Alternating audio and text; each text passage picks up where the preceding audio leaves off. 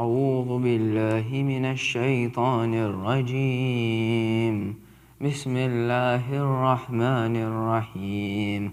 إذا وقعت الواقعة ليس لوقعتها كاذبة خافضة رافعة إذا رجت الأرض رجا وبست الجبال بسا فكانت هباء منبثا وكنتم أزواجا ثلاثا فأصحاب الميمنة ما أصحاب الميمنة وأصحاب المشأمة ما أصحاب المشأمة والسابقون السابقون أولئك المقربون في جنات النعيم ثلة من الأولين وقليل من الآخرين على سرر موضونة متكئين عليها متقابلين يطوف عليهم ولدان مخلدون بأكواب وأباريك وكأس من معين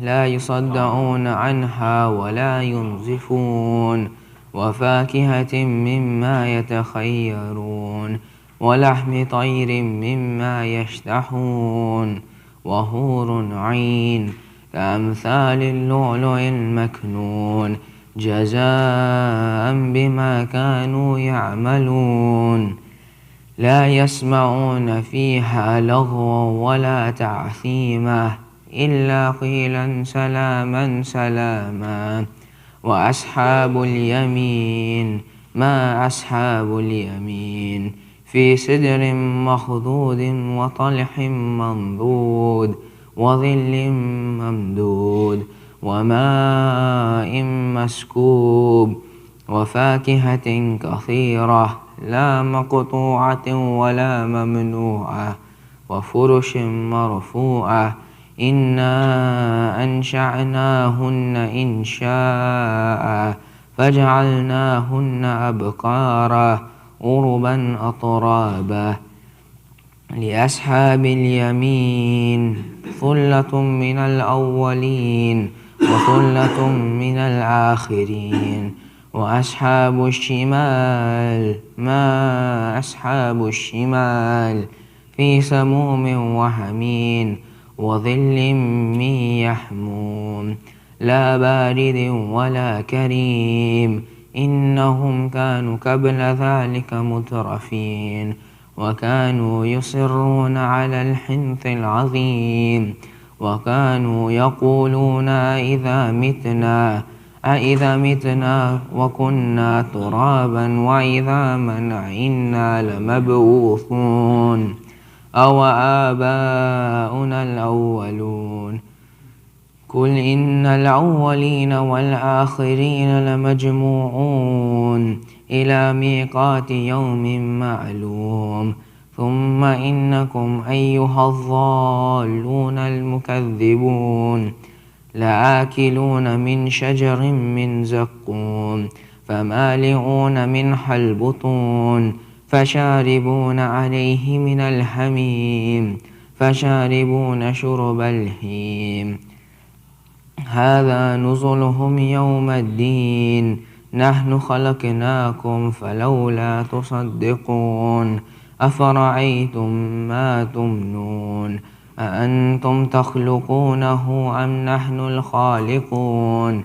نحن قدرنا بينكم الموت وما نحن بمسبوقين على أن نبدل أمثالكم وننشئكم فيما لا تعلمون ولقد علمتم النشأة الأولى فلولا تذكرون أفرأيتم ما تحرثون أأنتم تزرعونه أم نحن الزارعون لو نشاء لجعلناه حطاما فظلتم تفكهون إنا لمغرمون بل نحن محرومون أفرأيتم الماء الذي تشربون أأنتم أنزلتموه من المزن أم نحن المنزلون لو نشاء جعلناه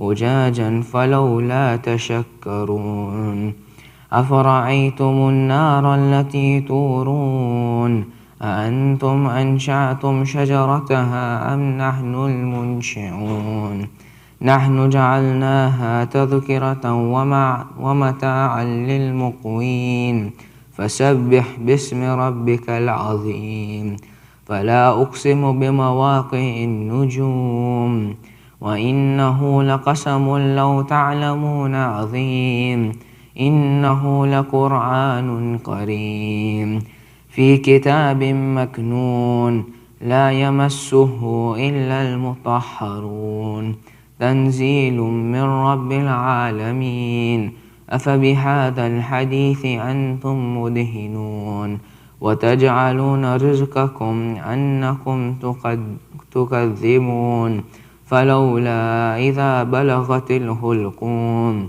وأنتم حينئذ تنظرون ونحن أقرب إليه منكم ولكن لا تبصرون فلولا إن كنتم غير مدينين ترجعونها إن كنتم صادقين فأما إن كان من المقربين فروح وريحان وجنة نعيم وأما إن كان من أصحاب اليمين فسلام لك من أصحاب اليمين وأما إن كان من المكذبين الضالين فنزل من حميم وتسلية جحيم إن هذا لهو حق اليقين فسبح باسم ربك العظيم صدق الله العلي العظيم.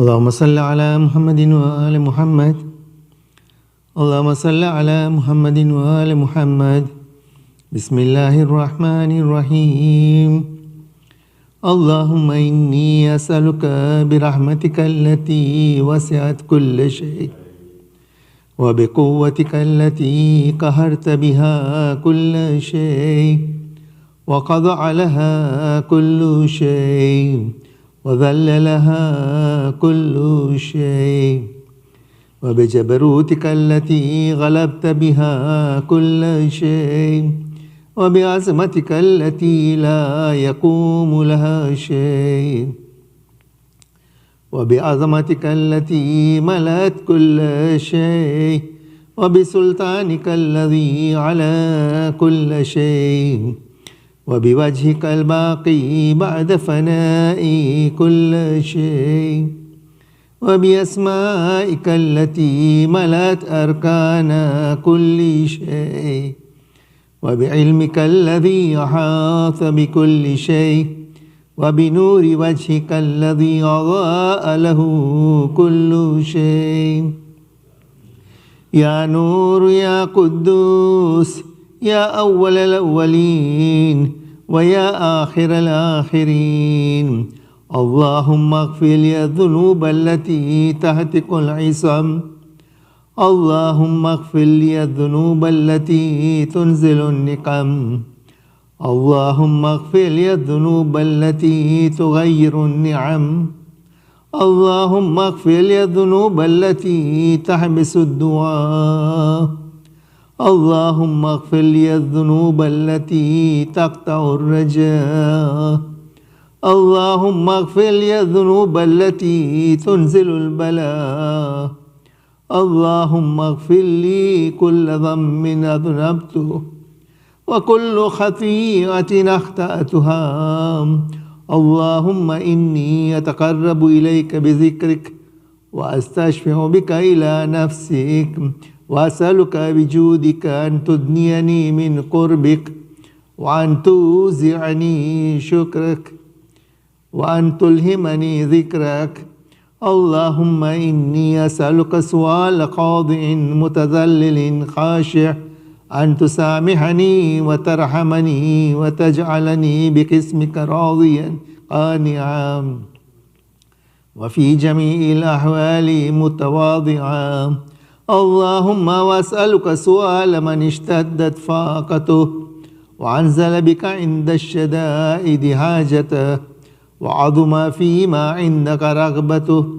اللهم عظم سلطانك وعلى مكانك وخفي مكرك وظهر أمرك وغلب قهرك وجرت قدرتك ولا يمكن الفرار من حكومتك. اللهم لا أجد لذنوب غافرا ولا لكبائه ساترا ولا لشيء من عملي القبيح بالحسن مبدلا غيرك. لا إله إلا أنت سبحانك وبحمدك ظلمت نفسي وتجرأت بجهلي وسكنت إلى قديم ذكرك لي ومنك علي. اللهم مولاي كم من قبيح سترته وكم من فادح من البلاء أقلته وكم من عثار وقيته وكم من مكروه دفعته وكم من ثناء جميل لست أهلا له نشرته. اللهم عظم بلائي وافرت بي سوء حالي وقصرت بي أعمالي وقعدت بي أغلالي وحبسني النحف بعد أملي وخدعتني الدنيا بغرورها ونفسي بجنايتها ومطالي. يا سيدي فأسألك بعزتك ألا يحجب عنك دعائي سوء عملي وفعالي ولا تفضحني بخفي ما اطلعت عليه من سري ولا تعاجلني بالعقوبة على ما عملته في خلواتي من سوء فعلي وإساءتي ودوام تفريطي وجهالتي وكثرة شهواتي وغفلتي. وكن اللهم بعزتك لي في كل الأحوال رؤوفا وعلي في جميع الأمور عطوفا. إلهي وربي من لي غيرك أسأله كشف ضري والنظر في أمري. إلهي ومولاي أجريت علي حكم اتبعت فيه هوى نفسي ولم أعترس فيه من تزيين عدوي فغرني بما أهوى وأسعده ولا ذلك القضاء فتجاوزت بما جرى علي من ذلك بعد حدودك وخالفت بعض أوامرك فلك الحمد علي في جميع ذلك ولا حجة لي فيما جرى علي فيه قضاؤك. وألزمني حكمك وبلاؤك وقد أتيتك يا إلهي بعد تقصيري وإسرافي على نفسي معتذرا نادما منكسرا مستقيلا مستغفرا منيبا مقرا مذعنا معترفا. لا أجد مفر مما كان مني ولا مفزعا أتوجه إليه في أمري غير قبولك عذري وإدخالك إياي في سعة رحمتك. اللهم فاقبل عذري وارحم شدة ضري وفكني من شد وثاقي. يا رب ارحم ضعف بدني ورقة جلدي ودقة عزمي. يا من بعد خلقي وذكري وتربيتي وبري وتغذيتي هبني لابتداء كرمك وسالف برك بي. يا إلهي وسيدي وربي، أتراك مؤذب بنارك بعد توحيدك وبعد ما انطوى عليه قلبي من معرفتك ولهج به لساني من ذكرك واعتقده ضميري من حبك وبعد صدق اعترافي ودعائي قاضيا لربوبيتك. هيهات، أنت أكرم من أن تضيع من ربيته أو تبعد من أدنيته أو تشرد من آويته أو تسلم إلى البلاء من كفيته ورحمته. وليت شعري يا سيدي وإلهي ومولاي أتسلط النار على وجوه خرت لعظمتك ساجدا وعلى ألسنك نطقت بتوحيدك صادقا وبشكرك مادها وعلى قلوب اعترفت بإلهيتك محققة وعلى ضمائر هوت من العلم بك حتى صارت خاشعة وعلى جوارح سعت إلى أوطان تعبدك طائعة وأشارت باستغفارك مضعنا ما هكذا الظن بك ولا أخبرن بفضلك عنك يا كريم. يا ربي وأنت تعلم ضعفي عن قليل من بلاء الدنيا وعقوباتها وما يجري فيها من المكاره على أهلها، على أن ذلك بلاء ومكروه قليل مكثه يسير بقاؤه قصير مدته. فكيف احتمالي لبلاء الآخرة وجليل وقوع المكاره فيها وهو بلاء تطول مدته ويدوم مقامه ولا يخفف عن أهله لأنه لا يكون إلا عن غضبك وانتقامك وسخطك وهذا ما لا تقوم له السماوات والأرض. يا سيدي فكيف لي وأنا عبدك الضعيف الذليل الحقير المسكين المستكين. يا إلهي وربي وسيدي ومولاي، لأي الأمور إليك أشكو ولما منه أزج وأبكي لأليم العذاب وشدته أم لطول الملاء ومدته. فلئن سيرتني للعقوبات مع أعدائك وجمعت بيني وبين أهل بلائك وفرقت بيني وبين أحبائك وأوليائك فهبني يا إلهي وسيدي ومولاي وربي. صبرت على عذابك فكيف أصبر على فراقك وهبني. صبرت على هر نارك فكيف أصبر عن النظر إلى كرامتك. أم كيف أسكن في النار ورجاء عفوك فبعزتك يا سيدي ومولاي أقسم صادقا لئن تركتني ناطقا لازجن إليك بين أهلها زجيج العاملين ولا صرخن إليك صراخ المستصرخين ولا أبكين عليك بكاء الفاقدين ولو نادينك أين كنت يا ولي المؤمنين. يا غاية آمال العارفين، يا غياث المستغيثين، يا حبيب قلوب الصادقين، ويا إله العالمين.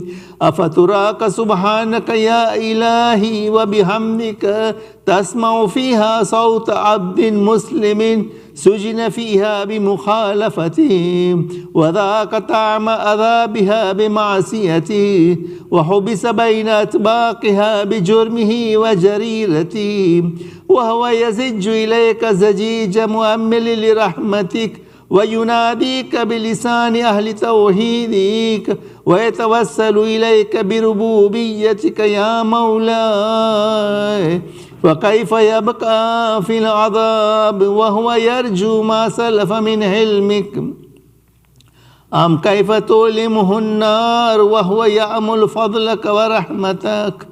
أم كيف يرهقه لهيبها وأنت تسمع صوته وترى مكانه؟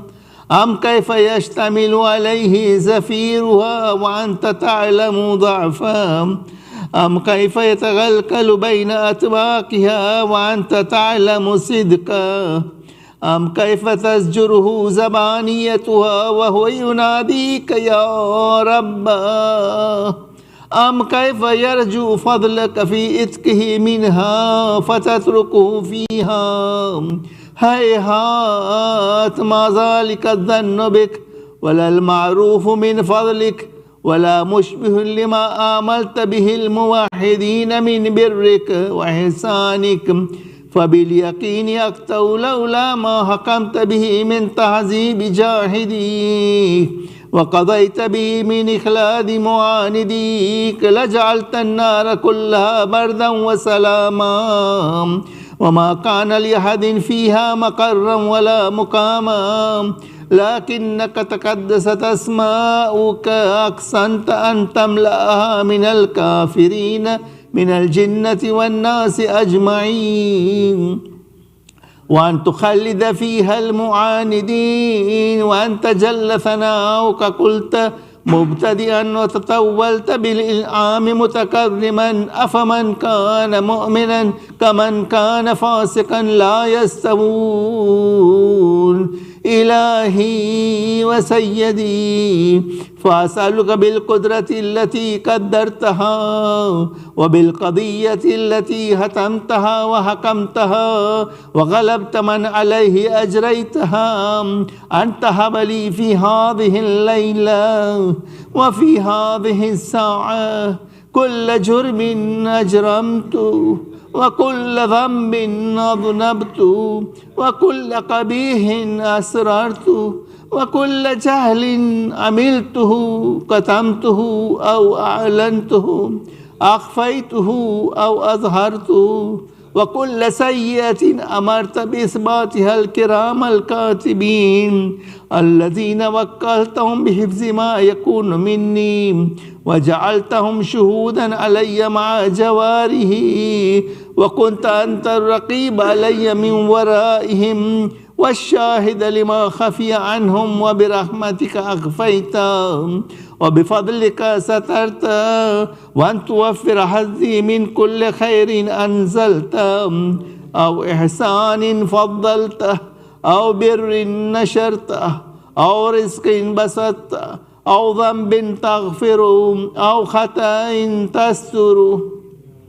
يا ربي يا ربي يا رب، يا إلهي وسيدي ومولاي ومالك رقي، يا من بيده ناصيتي، يا عليما بضري ومسكنتي، يا خبيرا بفقري وفاقتي، يا ربي يا ربي يا رب، أسألك بحقك وقدسك وعظم صفاتك وأسمائك أن تجعل أوقاتي من الليل والنهار بذكرك معمورا وبخدمتك موصولا وأعمالي عندك مقبولا، حتى تكون أعمالي وأوراده كلها وردا واحدا وحالي في خدمتك سرمدا يا سيدي يا من عليه معولي يا من إليه شكوت أحوالي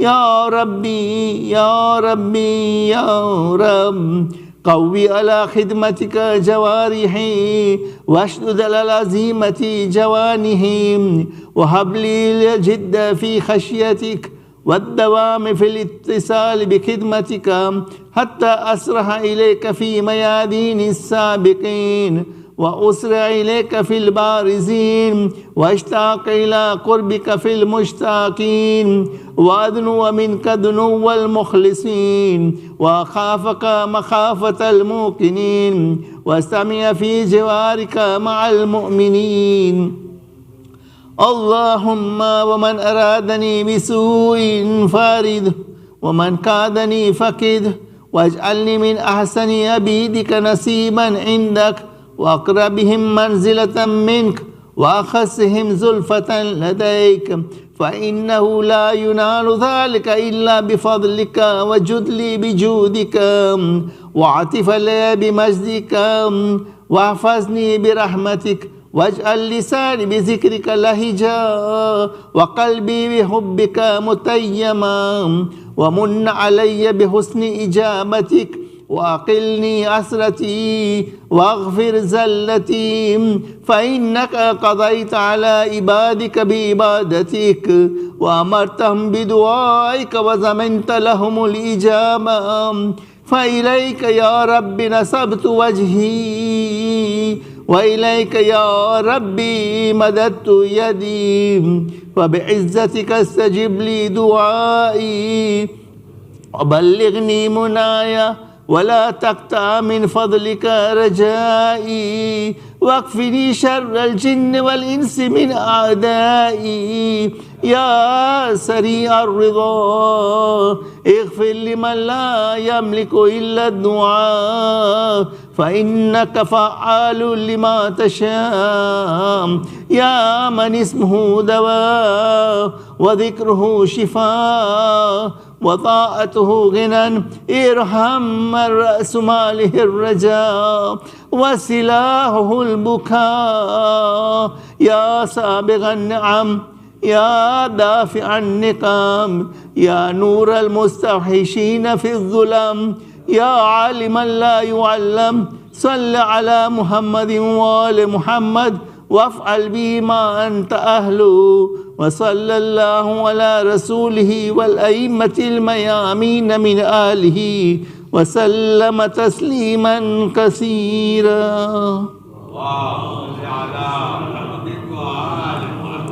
إلى أرواح المؤمنين والمؤمنات سورة مباركة الفاتحة.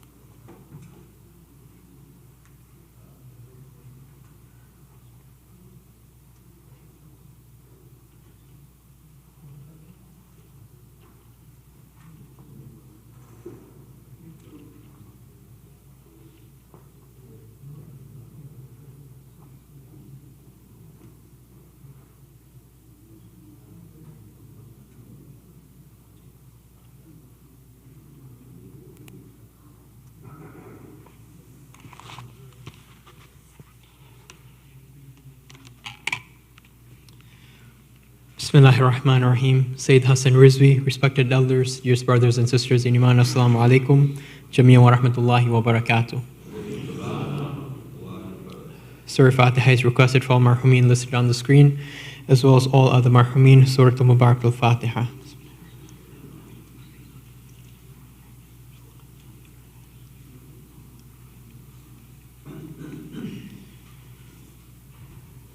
Dua Shfa Maris is requested for all those in need here and elsewhere, as well as those listed on the screen. Let us recite together. Bismillahir Rahmanir Rahim.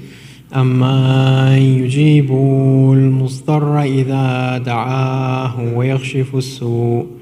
Amma yujibu al-mustarra idha da'ahu wa yakhshifu as-su'.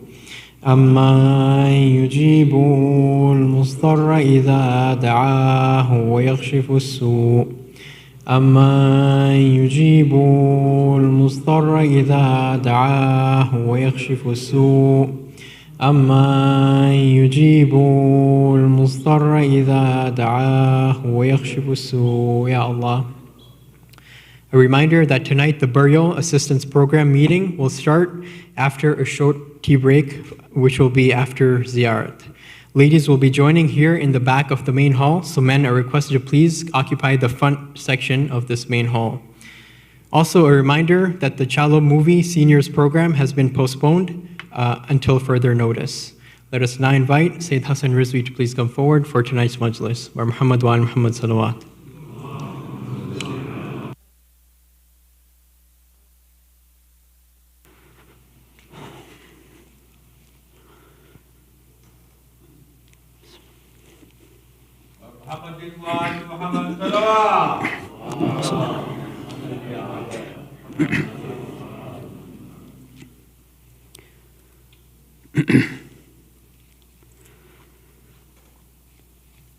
أعوذ بالله السميع العليم من الشيطان اللعين الرجيم بسم الله الرحمن الرحيم وبه نستعين لا حول ولا قوة إلا بالله العلي العظيم والحمد لله رب العالمين والصلاة والسلام على أشرف الأنبياء والمرسلين أبي القاسم المصطفى محمد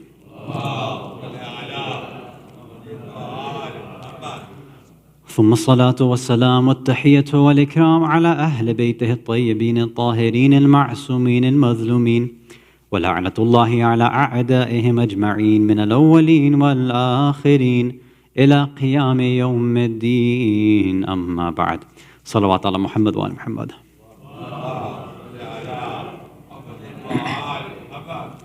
Mu'mineen, mu'minat, brothers and sisters in Islam and Iman, Salamun alaikum wa rahmatullahi wa barakatuh. We have a few questions on Slido. We had two, and I think one just got added right before. So let me go with the ones that'll be quick. First question says,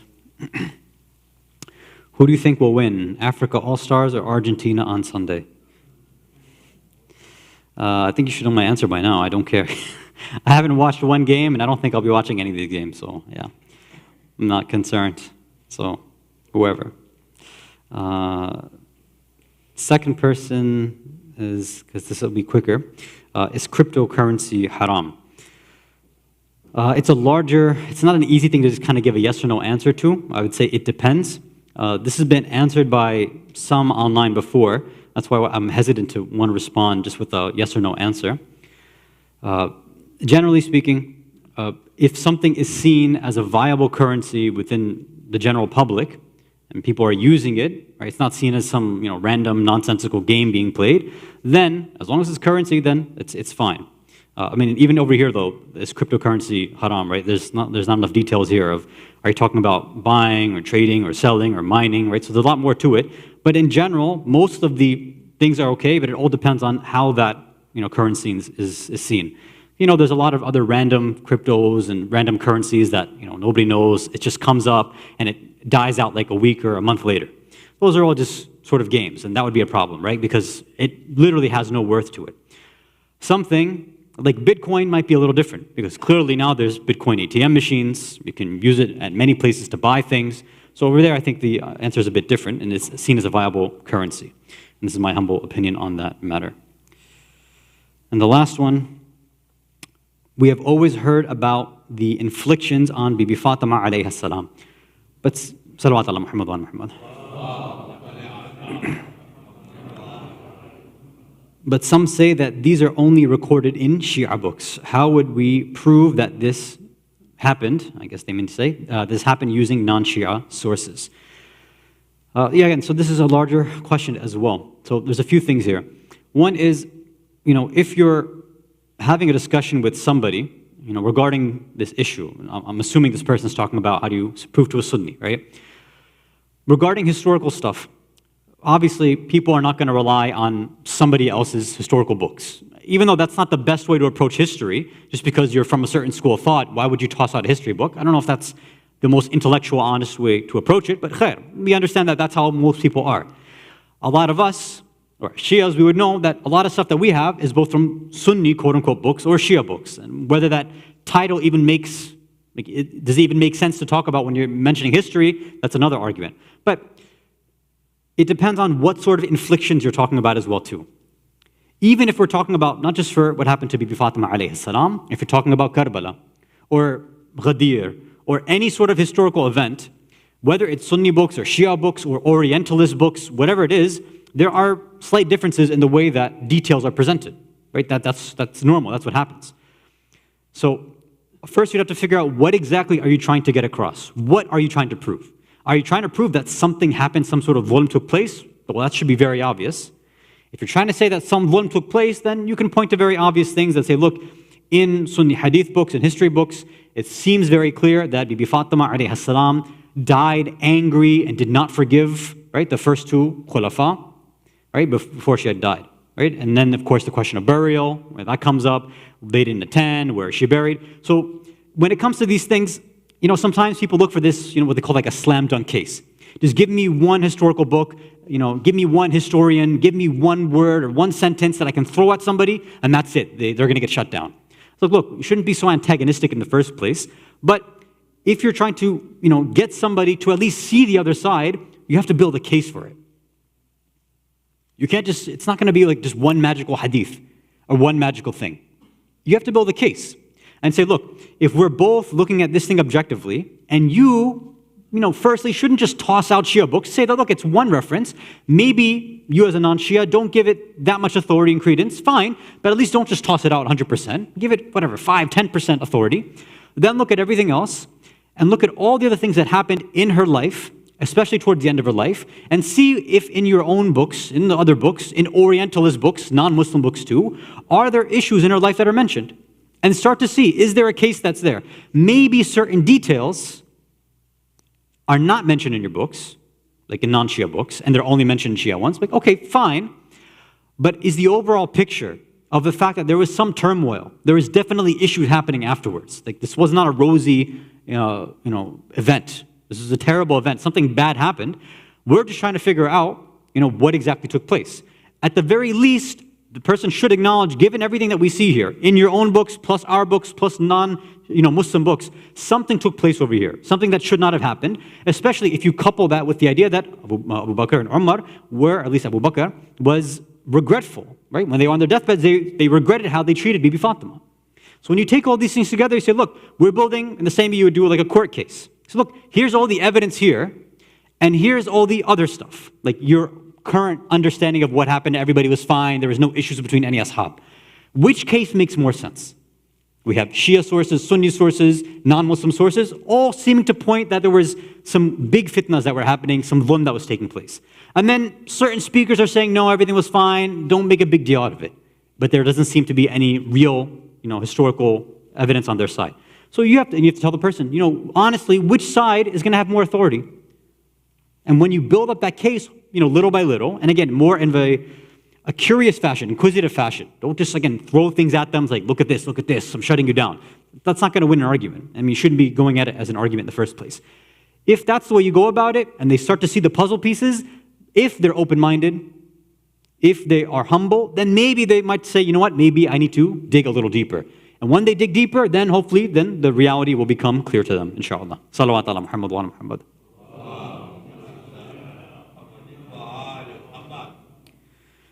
So let us continue with our topic. We've been talking about ihsan.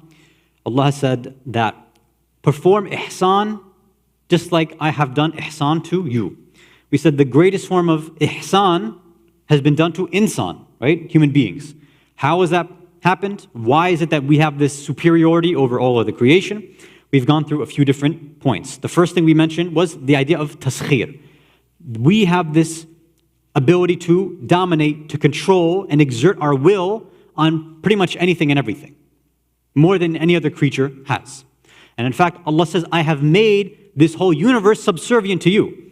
Everything here is designed for you to reach your perfection and your kamal. That's why everything's here. How you choose to use it, that's up to you. but I have put this reality at your disposal. It's at your feet. It's in your hands. What do you want to do with it? Then we started with the second quality last week, which is the quality of ma'rifah or idrak. The fact that we can be aware, conscious, and cognizant of things higher than us. And we looked at one ayah in Surah Al-Nahl, where Allah says that He has extracted us from the wombs of our mothers when we didn't know anything. We were basically like blank slates. And then Allah says, and then He gave us sam' wal absar wal af'ida. He gave us hearing, seeing, and our af'ida. We said was the plural of fu'ad. Here meaning not just literal heart, but more like intellect, deeper awareness, intuition, something like that. Why? لَعَلَّكُمْ تَشْكُرُونَ. So you can show your shukr, and so you can be grateful and have that gratitude. So we explained how at one level that if Allah had given us this free will and this control, and then was hands off, as some people believe, right? Usually this is formally known as deism. We know Allah winds up the universe and lets it go and doesn't control or do anything. He doesn't guide anybody. So this would be foolish. What sort of creator would this be? This would not be a merciful, loving creator. If He's just going to leave us to our own whims and desires and our own will over here without helping us in figuring out what we need to do. We gave the example that even in our own life, when you give gifts to somebody, when you do it with the hope and with the right amount of things that you know that they can use it properly, right? So if you buy somebody, let's say a toy, and it needs batteries, you know, throw in some batteries so that this kid doesn't, like me, when I was younger, they don't start crying when they get the toy and they can't even use it. So Allah gives us all these tools to say that, look, I'm not going to just create you and give you free will and control and dominance and all this without showing you how it should be used. So here are the tools you can use, and in the end, you should be grateful for all of this. And then we started going little by little on some of the possibilities of why Allah mentions some, meaning hearing or sound, or the auditory senses, then sight, visual senses, and then going to what is af'ida. So we started to discuss that. Some people have objected and said, the order that's being used doesn't make sense, right? Because hearing is being mentioned, then seeing, or sight is being mentioned. So some have objected, usually non-Muslims, and they say, it doesn't make sense, it's unscientific or non-scientific or anti-scientific. Why? Because they say light travels faster than sound. You see things before you hear them. We gave the example of lightning and thunder, or at a baseball game, right? You see the ball before you hear the crack of the bat, right? Hitting it. We said, look, that's only one possibility. Most likely, that's not what Allah means. He doesn't mean the speed. Perhaps, as some Mufassirin indicate, it's talking about the way human beings have the order of operations in terms of learning. And we said, what's the first way that we learn? The first ability that we have is hearing. As babies in the womb, a baby hears before it sees. Sight comes afterwards. And we even mentioned that, according to most, even after birth, a baby does not open its eyes right away. Right? It can take many minutes and sometimes 20, 30 minutes. Right? It just depends. So sight is not the first thing. And even when they have sight, that sight slowly develops over time, so the baby can learn how to use it. So if it's talking about the way things and people learn, then it would make sense that we hear things, we process it that way. Then we're able to see things and process it, and then if it sits properly, then we can have our heart or our aql or our intuition understand it and then process it and apply those. And we mentioned some other riwayat in the subject. Now, inshallah, we want to continue on that same thing, on that same line of thought, and talk about some other possible meanings of these sort of three things, right? Hearing, seeing, and intellecting or understanding. If you can recite a salawat ala Muhammad wa ala Muhammad.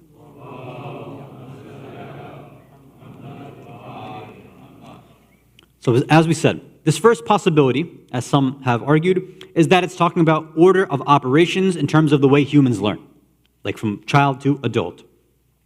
A second possibility they give is that this is actually talking about hierarchy or a pecking order in terms of iman. Iman, which eventually leads to shukr. How so? Think about the way that you and I, or anybody in any religion, or any ideology, how have they come to understand the world? Now again, one level we talked about. They hear something, then they see it, and then their heart or intellect processes it. Okay, we talked about that. But this is talking about it from a different perspective. Well, how does a Muslim child learn that, Allah ek, right? Or Banjat and Banch, and all those things we teach. Where do they do that? They're learning it from their parents, right? Or the grown-ups, or the grandparents, or whoever's around them. Christian, same thing, right? Christian household, they raise their children with Christian ideals. You have an atheist baby, I mean, I don't know, we say Allah-ik when we're raising our kids or something like that, right? It's usually the first thing you want them to say. I always wonder, like, what kind of lullabies, what do like atheist parents like sing to their kids? And I was like, you know, you're worthless, you're nothing, after you die, you're going to non-existence. I don't know what they sing. Really dark, weird household, I don't know. Anyway, so the first way that anybody's going to learn their ideology is through hearing, in the sense that they're hearing and being told about this ideology. It's being narrated to them like a story. And everybody's going to take it on face value. The same way you have, let's say, like white supremacists. Why did they become racist? Well, it's because their parents, instead of saying Allah-ik, they're saying, you know, white supremacy-ik, I don't know, white race is the best. And that's how they're teaching them white supremacist songs when their baby, you know, the kids were young and things like that. So they grew up with that ideology, and that's why they think it's real. Anybody else, right? That's what they do. They hear this when they're younger, and whenever you have a baby or a young child, they're moldable. Whatever you tell them, anything you tell them Santa Claus is real. Sorry, spoiler alert for those of you who have taught your kids about Santa. He ain't real, all right? But that's what some people do. And they build their child up with this fake idea. Or, I don't want to start mentioning some other imaginary characters instead, just in case some Muslim parents have, you know, taught their kids about certain imaginary creatures which come and drop off certain things. I don't want to give too many details because I might be spoiling some of your kids. And they'll say, oh, Mulana just said you were lying to me. But so whatever you tell your child, even if it's completely irrational and nonsensical, they're going to swallow it and take it, right, completely. So the first way we take in any information is just literally by hearing it. When somebody gives us a story, they give us information, that's where we process it. So they say that first level of Iman is basically what we're being told. It's all the information we're gathering. Okay, so then after that, what happens? Okay, now I've grabbed this information. I've been taught by my parents or my grandparents or people around me that I've grown up with, my family. Now that I have that, when I go out in the world, I'm going to apply my own self to everything I see. So if I've heard from a young age, my parents have been telling me, Allah is behind everything. Whatever happens in your life, Allah wants that for you. It's like, okay. So now when I go out, and you know, I'm a little kid, and I walk out and you know, I trip on the sidewalk, or I fall off my bike and I cut myself. If I'm applying it there, then I should be able to say, yeah, well, I'm seeing here that this is what Allah wants. He wanted me to come in and do something like this, right? You go out in the world, if your parents have told you Allah has made everything beautiful, Allah has made everything organized. You go and you see something, you see it working properly, you say, yeah, because my parents told me Allah put everything in this nazam, in this organization, I can see it working too. I see somebody praying to Allah for help and they got help. Okay, that means Allah's there. So everything that you see, you start applying with what you were told in the first place. So now, you know, seeing is believing becomes the name of the game. First it was hearing is believing. Now it becomes seeing is believing. You go out there and you start seeing everything. And you're like, yeah, this is, you know, supporting exactly what my parents and my grandparents and everybody else has been telling me. The same stuff I've been hearing, that's what I'm seeing outside right now too. So that's, we did the hearing, the seeing, and the final one. Once all that becomes constantly happening in somebody's life, then you don't need to teach them anything anymore. You don't need to, you know, show them anything. That's it. That belief system, whether it's false or real iman, whatever it is, it's stuck in their hearts now. You can't break them out of it. Right? If you try to, let's say, rationally tell somebody, you know, God can't take a human form. God can't be 1 and 3 and 3 and 1 and infinite and also not infinite, and he can't be praying to himself, like this is irrational. Like, it doesn't make sense. They're like, no, you just have to have faith. That's just the way it is. It's very tough to break that after they've heard it and they've seen it. In the same way, you and I, we've grown up with very traditional, conservative understandings of a lot of Islamic concepts. If somebody comes in and tries to, you know, just even take us 1 degree away, we're like, no, that's not going to work. If they try to claim this is not as authentic as you think, or, you know, the detail you're saying there is not in every book, we're like, no, I don't think so. Or this dua that you're reciting, this word actually is the wrong word, it should be this one. No, this is the way we are raised. I don't think so. All right, that's what happens because something has been sitting so long within you because you heard it, you saw it, now it's sitting there. It's going to be very, very tough to change. And everything around you is just a reminder of what you already believe. So this sort of three-layered, or this sort of hierarchy is a general overview of the way all of us come to learn Islam and the way that our communities should be, or to some degree, are designed. Now what do I mean? Let me explain a bit further. If you can recite Salawat ala Muhammad wa ala Muhammad.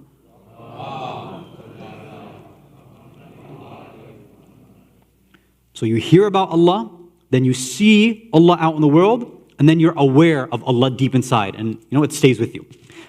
In other words, you're told about Allah and Islam. Then you're taught to go and look for Allah and Islam out in the world. And now you've understood it independently of everybody and everything else. This is basically talking about the Islamic model of education. Being told when you're a child and raised with Islam, what is that? That's tarbiyah, right? That's tarbiyah. Then going out and being taught a bit more formally and going out and seeing it for yourself with more details is what? It's ta'aleem. Now you're being educated. And then after all that has been set in you, right? Tarbiyah is done, the ta'aleem and education is done. Now you graduate, so to speak. Then you come to a place like this, and what's the last T that's available? Tabligh. You come, you hear a speech, and you're just reminded about stuff that you already know. You heard the name of the Ahlul Bayt, alayhimus salam. You go and maybe go for Ziyarat, you see something, or you see mu'jizat and things like that. And then at the end you feel it in your heart, and you want reminders about them all the time. Tarbiyah, ta'aleem, and tazkiyah or tabligh. This is the sort of Islamic model of education. When they're young, you tell them. When they grow up a little bit, you inform them a bit more so they can go and see it for themselves. And then finally, they reach a stage where they should be independent enough that they come on their own and hear reminders, and those reminders affect them. Tarbiyah, ta'aleem and ta'allum, and tazkiyah or tabligh. Getting these reminders. Or tadhakkur is another way to explain it. Now, this is all great. The problem is this. This model ideally, theoretically works out great if it's implemented in this order in the way that it should. But if there's any little hiccups or faults or gaps or deficiencies in one of these spots, or things are flipped around out of order, then we've got a big problem on our hands. Let me give you an example. If you can recite salawat ala Muhammad wa ala Muhammad.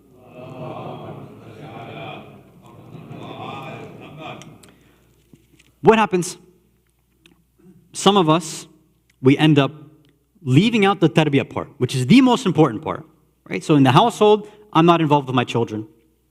They don't see me pray. They don't see me reading Quran. They don't see me reciting du'as. They don't see any Islam in the house, right? I'm out at work, and then maybe I come back and spend a few minutes. That's it, and then I go and watch TV or whatever. So it's very minimal. But where are they going to get their Islam from? Well, it's not me. I'm too busy. I've got to go earn rizq and take care of them, right? That's my job. So what do? Well, they've got to get Islam somewhere. So tarbiyah is not happening. So the other two are available. Let me use those. So let me use ta'aleem. Let me drop them off in Sunday school so that those volunteers, they can take care of it. They can do my job for me.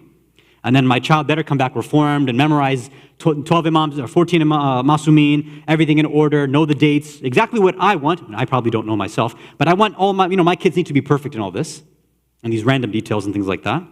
One day a week they have to memorize this stuff. And then, of course, bring them to the center. So they get the tabligh part. Reminders about things that they themselves are already in doubt for in the first place. They already are not sure about, but they're being reminded about. So what do? They hear something in a speech, in a lecture. Inside, they already have a doubt.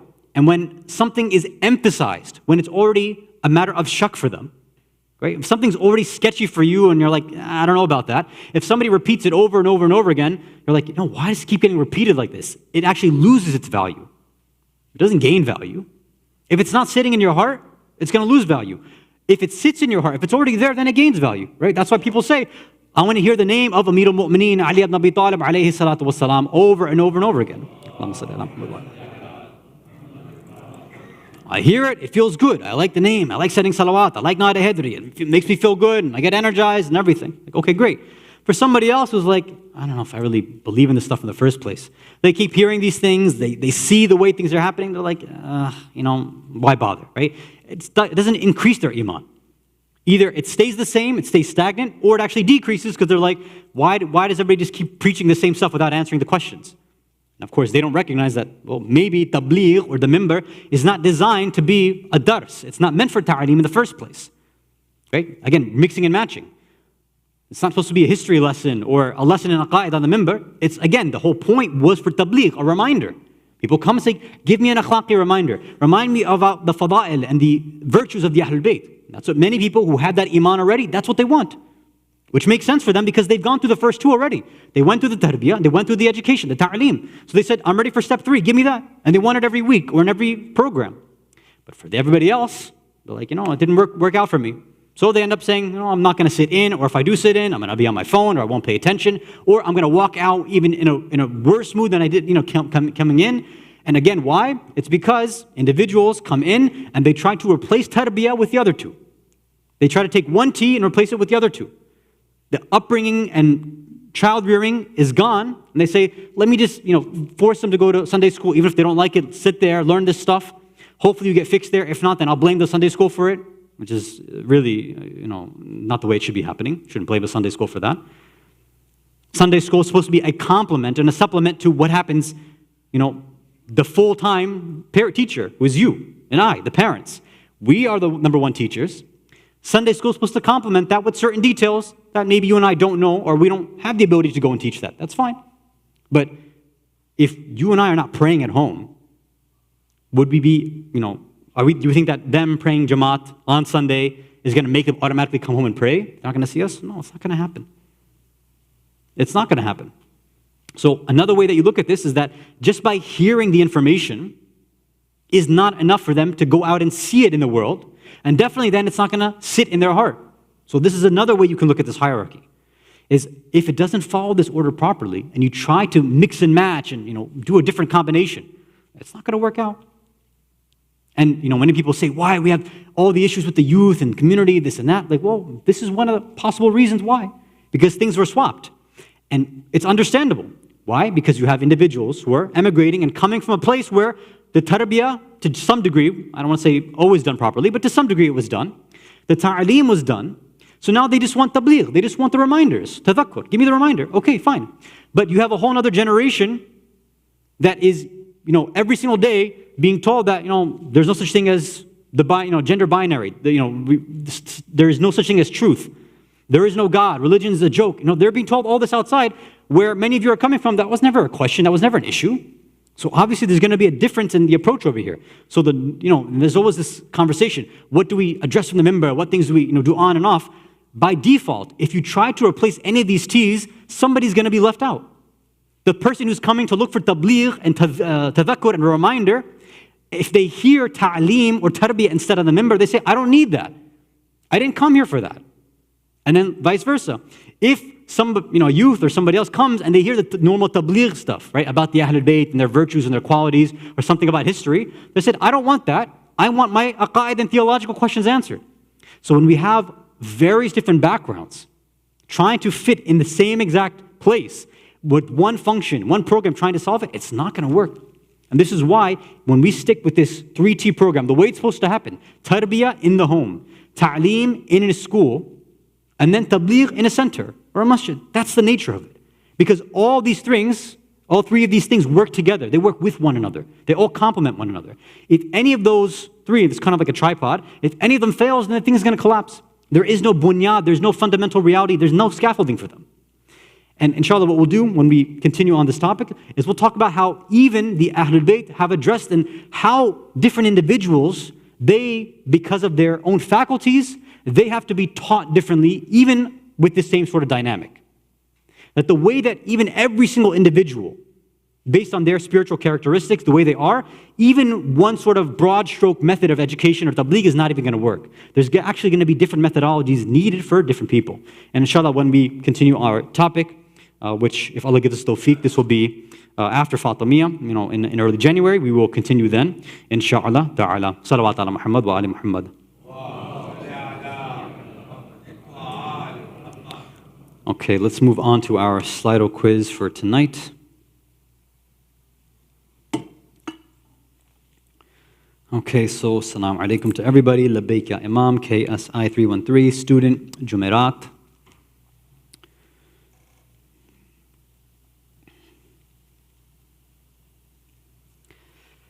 Abu, Health Queen. I'm surprised. I usually don't see people logging with any sort of health-related names over here. I'm very skeptical about that. Ali Mahdi and Hussein, Imam, SM, Ihsan. What is Ale Libu? What is it? Christophs is back. Bande Khuda. Specialist H&H. Okay, I think SSMFP. Was disjoint. Halal Hani. Okay, I think we're good to go. Let's get started. Good luck, inshallah. If you hear the name of Rasulullah Muhammad sallallahu alayhi wa sallam during salah, then what's your duty?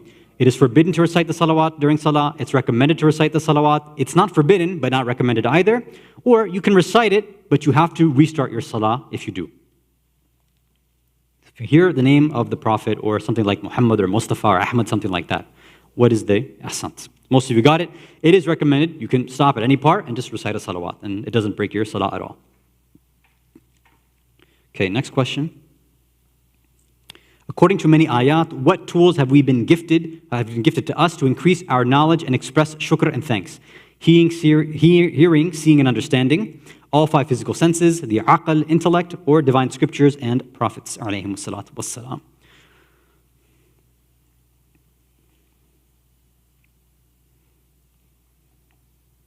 There we go. So it was a little bit less last week, so I'm glad you remembered it this time, right? So it's sam, absar, and af'ida. The hearing, seeing, and the qalb, or the understanding, the hearing, or the inner insight. Okay, question 3. Which of these are not names of Allah mentioned in the Quran? Ash-shukr, ash-shakur, or ash-shakir, or all of these are mentioned in the Quran, and it's a trick question.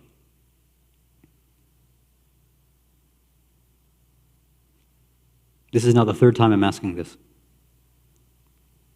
Oh, okay, so you're doing a little bit better at least. Okay, 61%, not bad, I'll take that. I'll do shukr for that now. Which painting was not made by Vincent van Gogh? Starry Night, Bedroom in Arliss, The Ninth Wave, or Cafe Terrace at Night?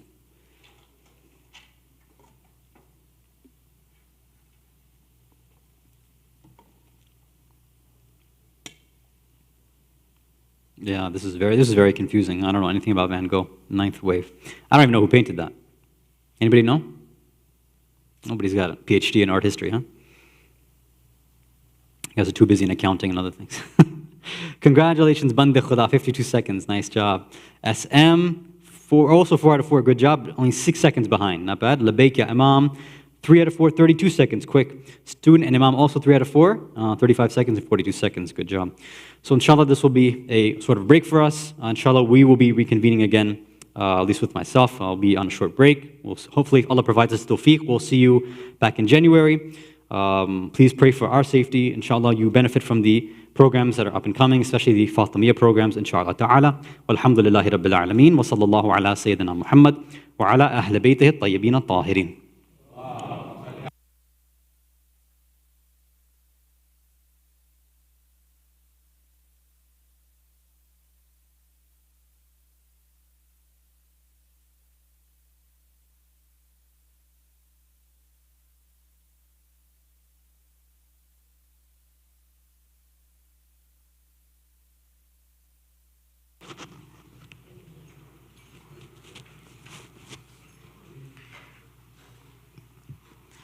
بسم الله الرحمن الرحيم. السلام عليك يا نبي الله، السلام عليك يا رسول الله، السلام عليك يا أمير المؤمنين، السلام عليك يا فاطمة الزهراء، السلام عليك يا خديجة الكبرى، السلام عليك يا حسن المجتبى، السلام عليك يا أبا عبد الله ورحمة الله وبركاته. السلام عليك يا وارث آدم صفوة الله، السلام عليك يا وارث نوح نبي الله، السلام عليك يا وارث إبراهيم خليل الله، السلام عليك يا وارث موسى كليم الله، السلام عليك يا وارث عيسى روح الله، السلام عليك يا وارث محمد حبيب الله، السلام عليك يا وارث أمير المؤمنين عليه السلام ولي الله، السلام عليك يا ابن محمد المصطفى صلى الله عليه وآله، السلام عليك يا ابن علي المرتضى، السلام عليك يا ابن فاطمة الزهراء، السلام عليك يا ابن خديجة الكبرى، السلام عليك يا ثار الله وابن ثاره والوتر الموتور، أشهد أنك قد أقمت الصلاة وأعطيت الزكاة وأمرت بالمعروف ونهيت عن المنكر وعطات الله ورسوله حتى أتاك اليقين، فلعن الله أمة قتلتك ولعن الله أمة ظلمتك ولعن الله أمة سميت بذلك فرزيت به،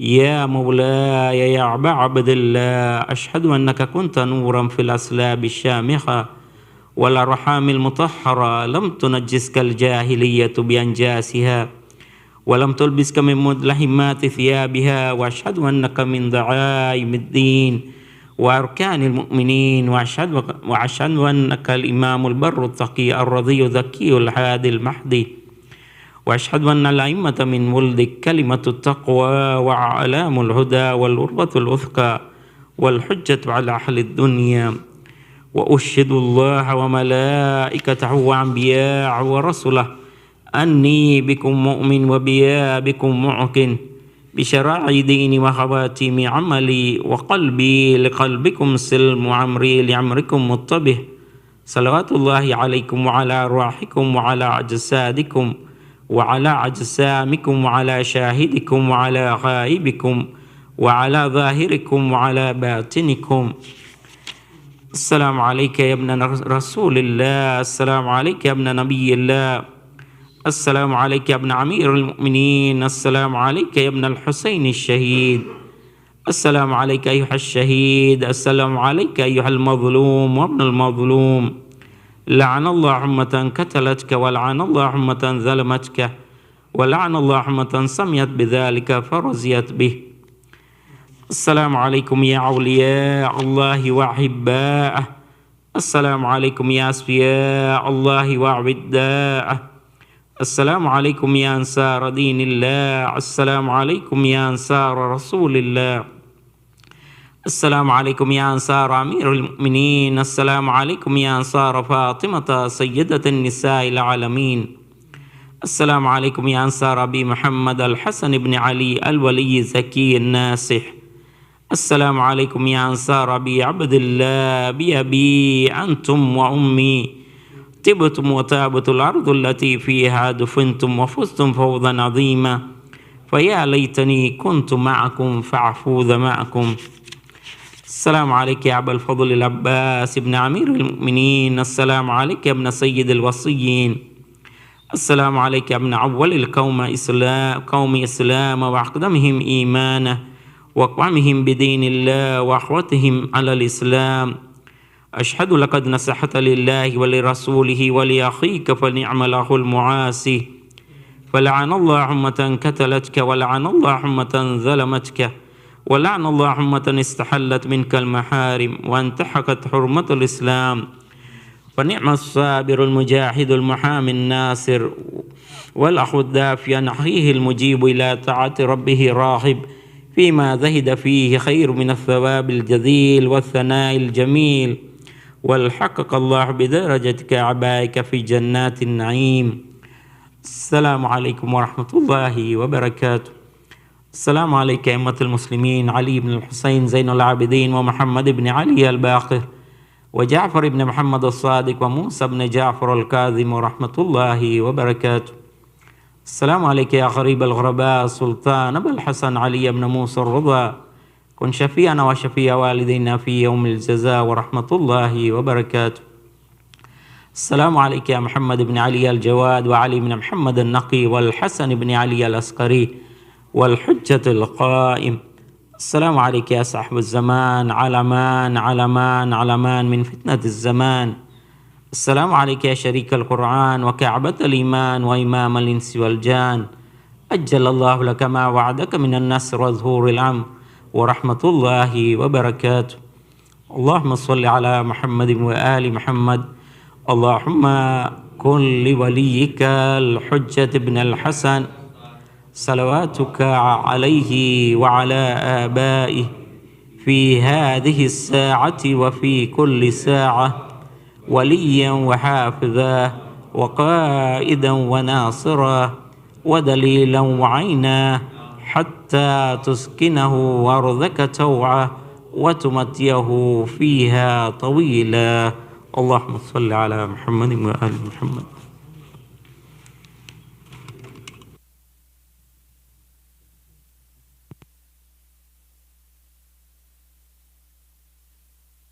We'll now have a short 10-minute break, followed by the Burial Assistance Program meeting.